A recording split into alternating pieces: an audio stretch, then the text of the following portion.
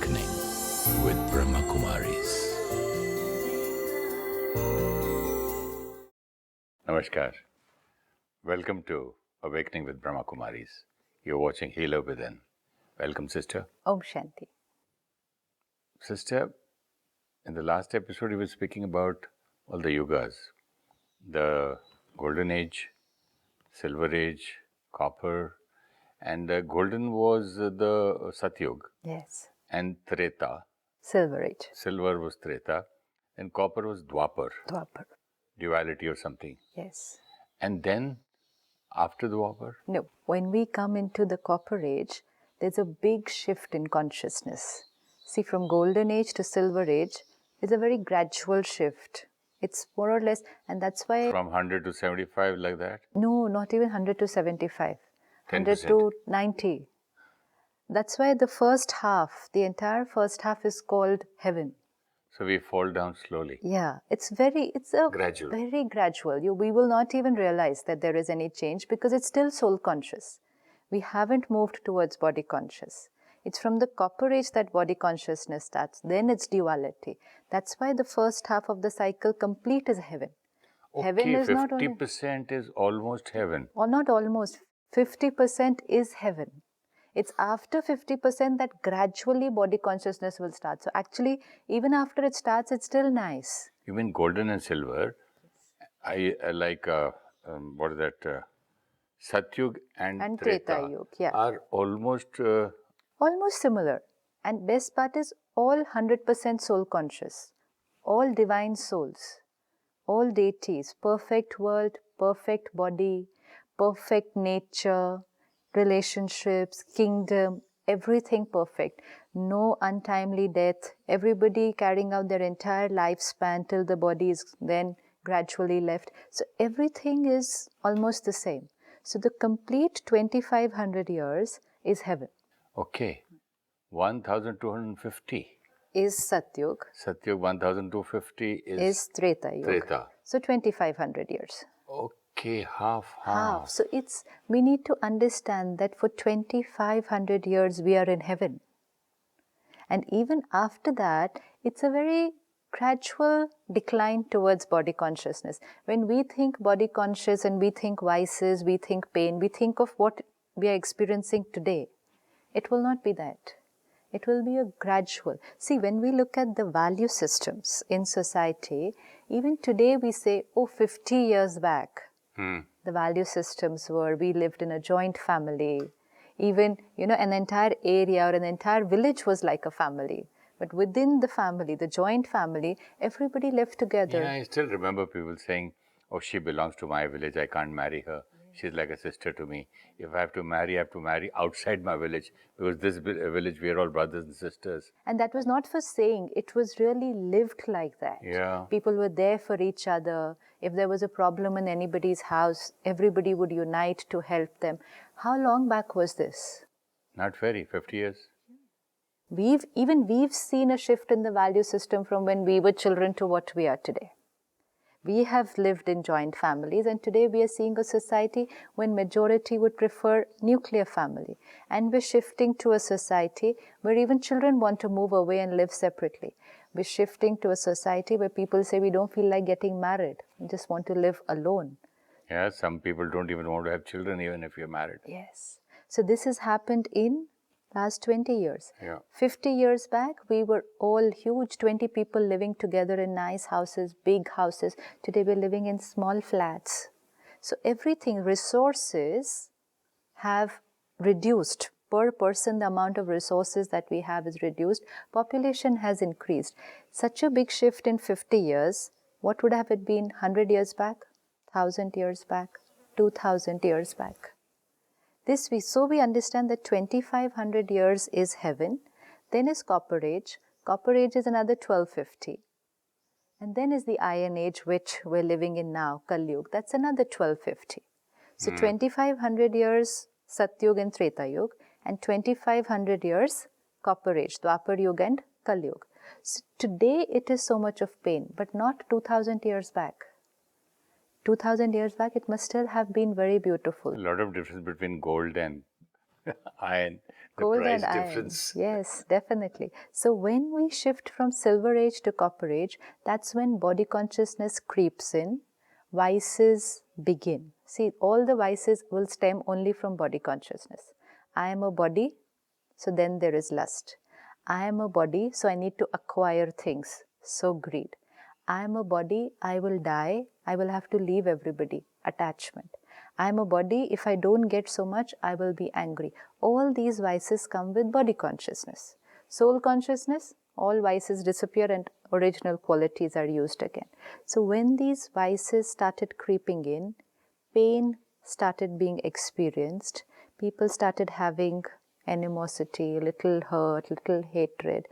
Society started little disintegrating, not compared to what it is today. It was hardly anything, but compared to heaven, it was a disintegration. There was very little disharmony, but compared to a perfect world, that disharmony seemed like what is happening to all of us. It's like a family where everyone was united, and suddenly that family is seeing that we are having little fights. Today we have separated. We are all living in separate houses. Today, many of us don't even know who the neighbor is, who's staying, what is happening in their house. If someone comes to know something is happening, we say, better not to interfere in other people's lives. The place I live in, state of Maharashtra, especially Mumbai, people find out a dead body after, Yes. it starts stinking because Absolutely, nobody knows. absolutely. There are people who would say, oh, we are happy when that person is in pain. In Hindi it said, unke dukh mein hame sukh lagta hai. So where have we shifted? We have shifted from, we used to feel bad if somebody was in pain. Then we reached a stage, we became indifferent to other people's pain. We said, okay, they have a pain, they have problem, that's their problem.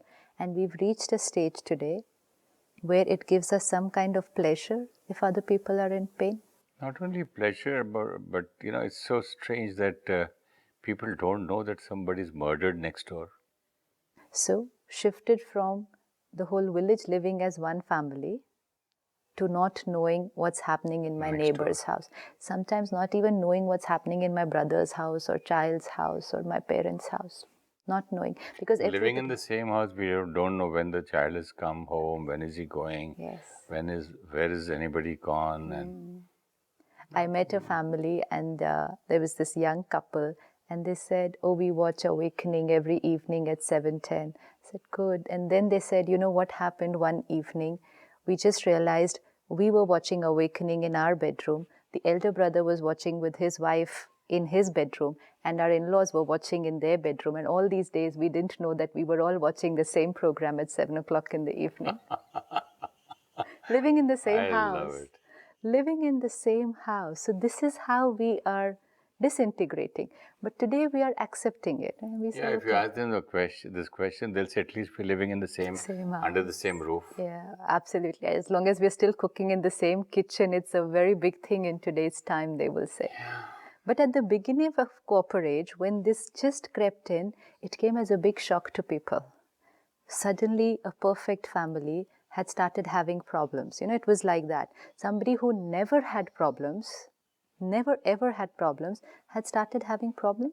Somebody could actually cheat another one. It was like you cheated your brother. That is how everyone saw that society was disintegrating. Now we need help. The first time I heard somebody divorced his wife, it was a shock. I said, oh, there's something called divorce. Something like this happened because we were living with the belief, once married, you will always be there together. And how old is that? 50 years back. So 2,500 years back, it was still a perfect world. So when this little disintegration started, disharmony began, we experienced first signs of pain. We started looking for help. We said, we need help. Where's the Father? And we started looking for God because we remembered, again, that remembrance was there. He's the one who loves unconditionally, protects, blesses, gives us all the powers. And we started building our first temples. And like we saw last time, the first temples were of Shiv, Jyoti, Linga, symbol of point of light. Those were our first temples. First time calling out to Him. Now, when we must have built the first temples, we were very clear this is a symbol of God. This is not God. This is a symbol of the point of light. And when I sit and meditate or concentrate or pray over there near that symbol, I'm not connecting to that symbol. I'm connecting to a source of power of whom I have made this symbol there. This badge you're wearing, a symbol of Brahma Kumaris. Right. Simple. But that badge is not Brahma Kumaris. Absolutely. It's just a symbolic representation of the truth. Now, gradually, as the problems started increasing and pain started increasing, very, very special pure souls came onto this earth according to their time and according to their role to take care of society, to protect society. Abraham, the first prophet, who came and gave again the message that God is light. And he said Jehovah. India, it was first said Shiva. He said Jehovah, which was more or less very similar. Now these we need to see, this is a soul coming from the soul world. Pure, powerful, and he's just coming from where the Father is. And here he's coming to people who've moved away from the Father since a very long time. So they don't remember too much about the Father. So this brother comes here and gives them the message of, have you forgotten that we're all brothers? And everyone starts talking about unity. One Father and unity, brotherhood of mankind, brotherhood of humanity under one Father. So he started giving a message of the moral and the right way of living. How old was this? 500 years before Christ. Abraham, the prophet, came on the planet 500 years before Christ. What are we today? We are about a little more than 2000 years after Christ.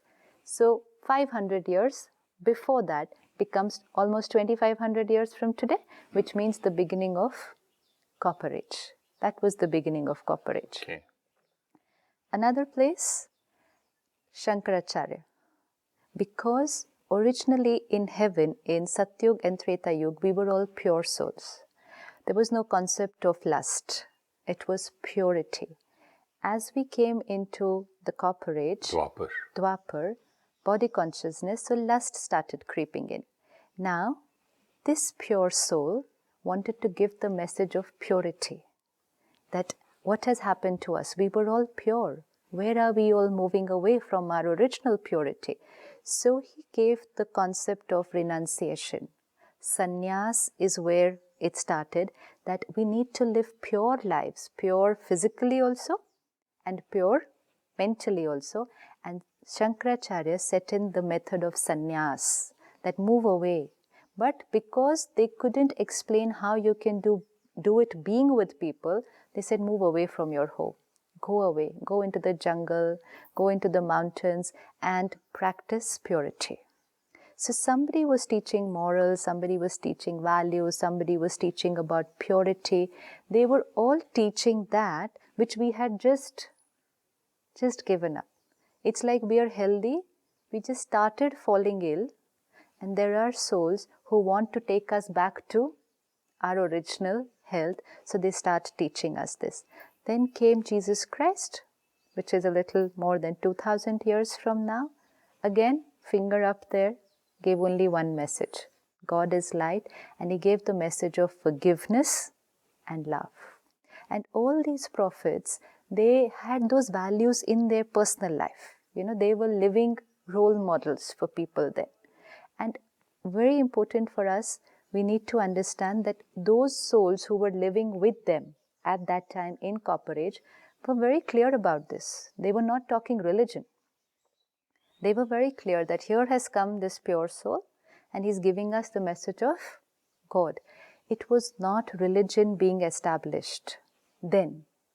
They were just, somebody came to guide us. Somebody came to heal us. Somebody came to take care of us. So Jesus Christ then came in. Then one after the other. Then Gautam Buddha.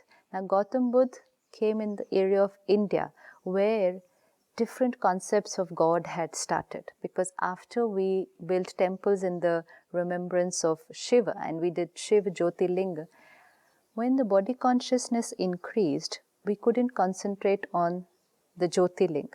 We said, because I am a body, God also must be some, because my father also must be some human form. So the next temples that we started building were of the deities. First we built of Shiv Jyotirling.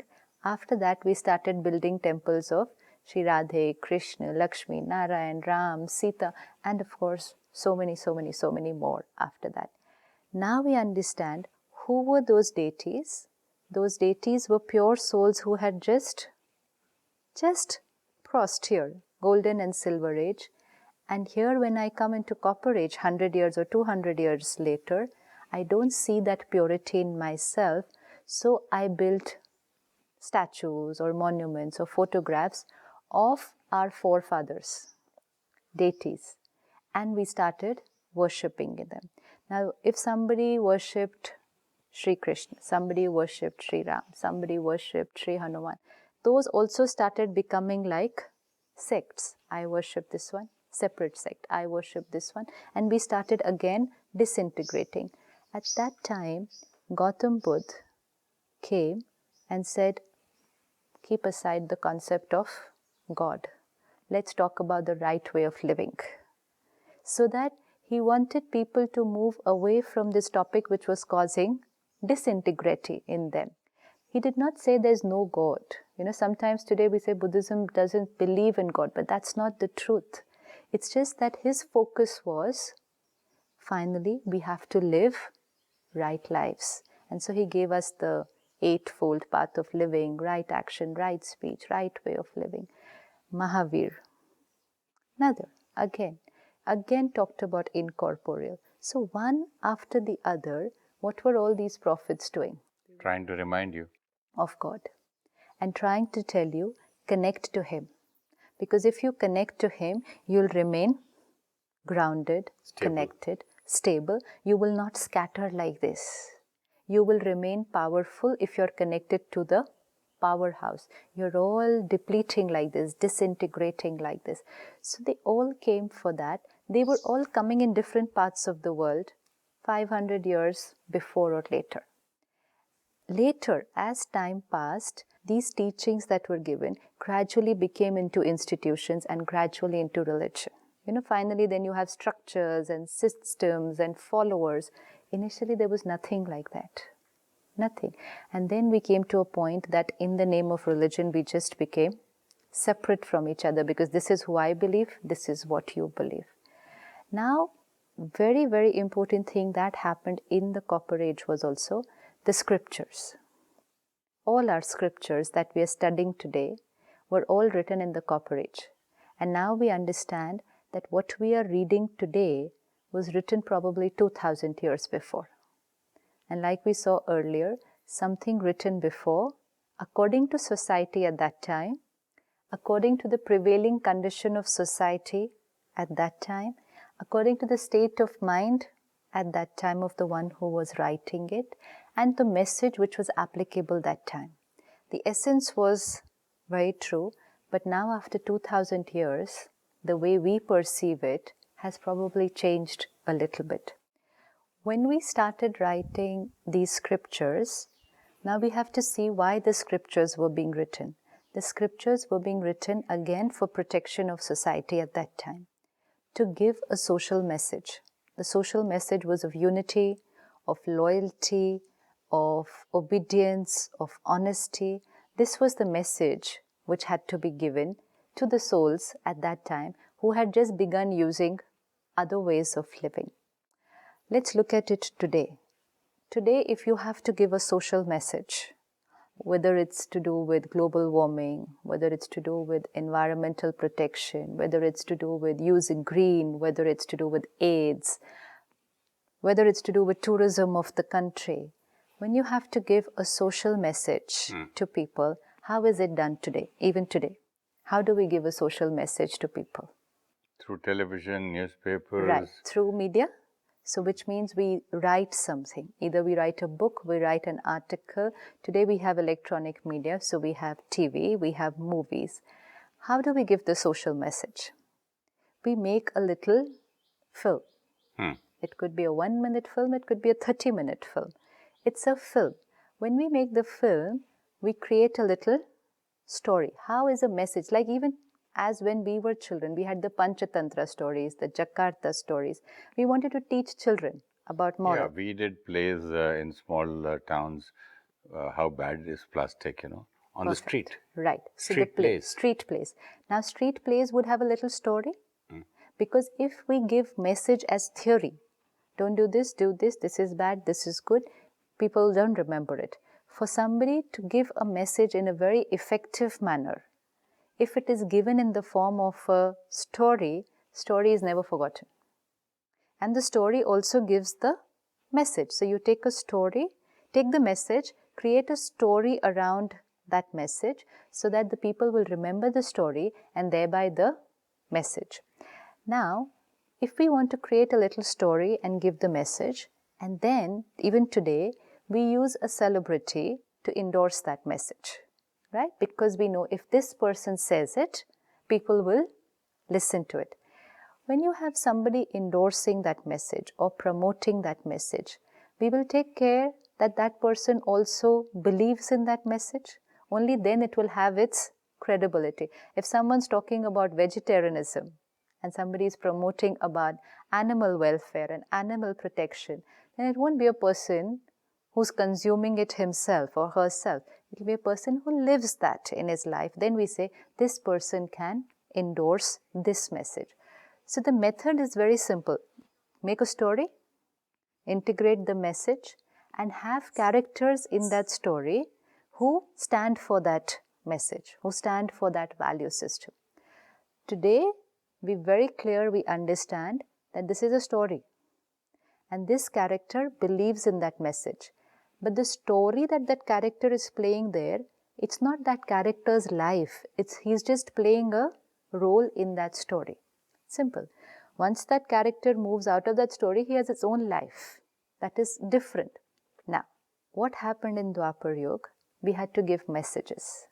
We had to give message of how an obedient son should be, how an obedient brother should be, how a loyal wife should be.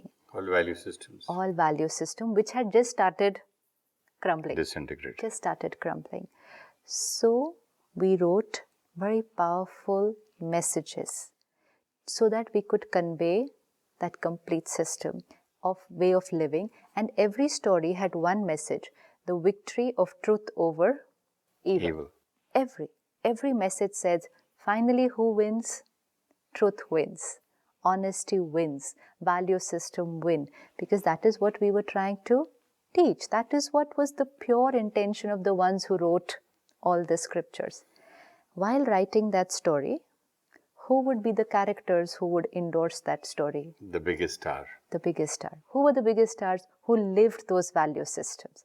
Who lived those value systems? Those deities who were in Satyug. We used to hero worship them. Absolutely. Because whether it's Sri Krishna, Sri Ram, they lived those values because they were in the golden and the silver age. Those souls were pure souls. They lived those values. So we came into copper age. We wrote a story, took the figure from here, which stood for those value systems. So it was easy to relate. Oh yes, loyalty is this. Honesty is this. And we were getting the message. But to prove that truth wins over evil, we had to create some more characters. Because how will I show evil? If today you have to draw a painting of showing anger fails, peace wins over anger. Draw this as a picture. How will you draw? Peace wins over anger. Honesty wins over lies. Draw this as a painting. A very peaceful figure is standing upon evil. Evil. Now draw evil. Okay, I understood this peaceful figure, and you have to show, because that picture is not going to speak. So I have to give the complete message in the picture. Peace wins over evil. Yeah, evil maybe with long teeth and, with big eyes, and the children get scared with that kind of a picture. Ugly. Ugly. Absolutely ugly. Now, this ugly figure that you draw is not a living entity. It's my imagination. It's not an imagination. It's a pictorial representation.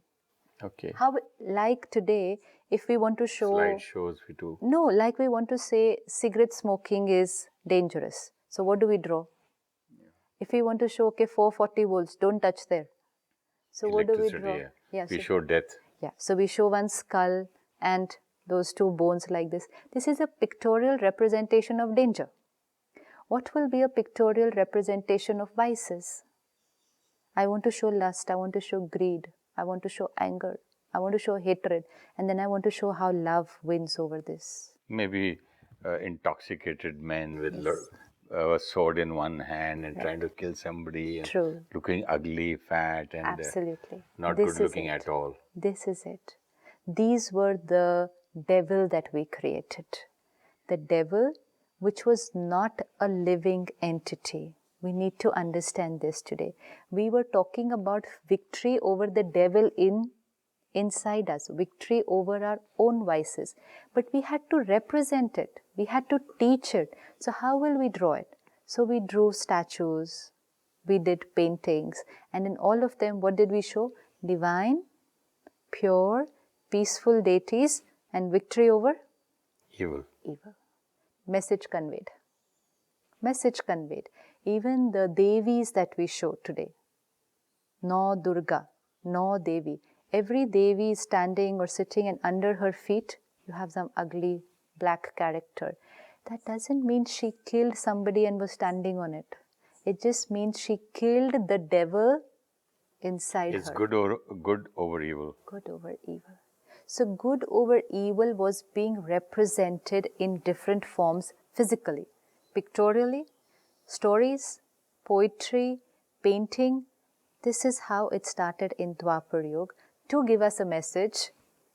This is how you have to be. You will always win. Every poem, every story said you will always win if you use your value system. And that's how they were started initially. The intention was that. That's why when we write books, we say adapted from so-and-so.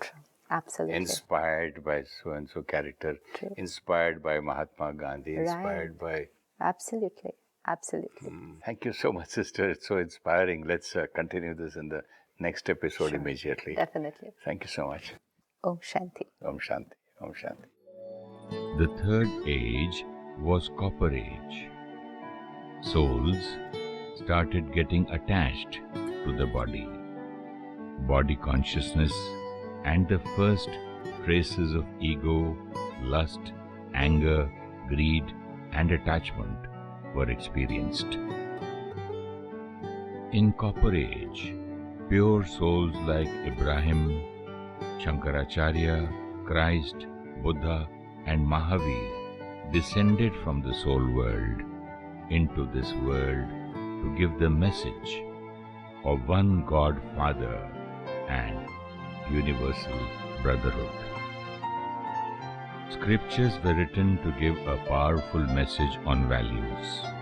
The characters in the message were those deities who had lived those values. But it was only a message, not the life story of the deities. The war of deities with devils was only to give a message of the victory of truth over evil. Om Shanti Om. I'm a peaceful soul. Om Shanti Om. I'm a peaceful soul. Ye Dwani Mangal Dwani hai. Om Shanti Om. This sound is a sacred sound. Om Shanti